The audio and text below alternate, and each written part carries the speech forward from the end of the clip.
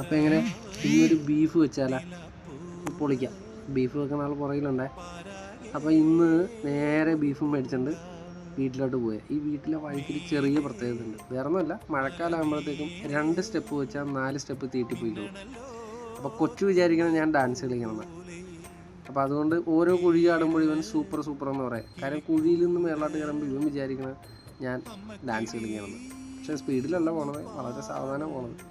നേരെ ബീഫ് കൊണ്ടുവന്ന് പ്ലേറ്റ് വെച്ച് ഒരല്പം കരളും മേടിച്ചിട്ടുണ്ട്.